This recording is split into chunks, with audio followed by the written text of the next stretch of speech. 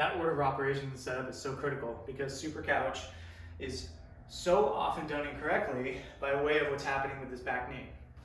Now don't get me wrong, if your back knee, if the best you can do is out to here, you know what, I'll take it, that's totally fine. But too often I see people that have the mobility just kind of not really lock that knee into that corner, and then they don't get the benefit of the stretch, and then also the accountability and the kind of measured progression that comes with being close to the wall. So hands and knees, toes are all the way down to the wall.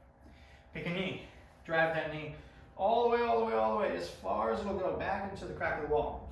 Now there's an opportunity here to just get up on the fingertips and thinking of pushing that hip down and forward. If I'm really tight, here's what's gonna happen. Am I doing it? My hip is so short, I have to like accommodate out to the side, move my hips. And so the first thing I wanna do is get myself oriented so that I'm straight forward, my hips are square, and I'm actually squeezing this glute down and forward. So I'm pretty mobile through here, not the best in the world, but even this, I can get like a little bit of stretch, okay? But this isn't really gonna get me long-term where I wanna go, so I continue to up the ante. Even just bringing this leg out is going to change my upper body position, and again, allow me to put more demands on that knee. Once I max this out, I get up to here.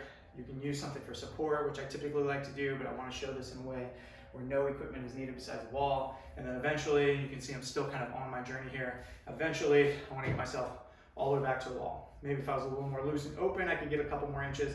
I'm not too worried about it.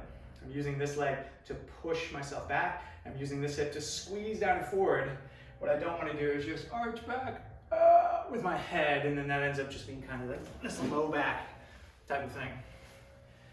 Tightness from here through here, the hip flexor, the psoas, it gets all of it.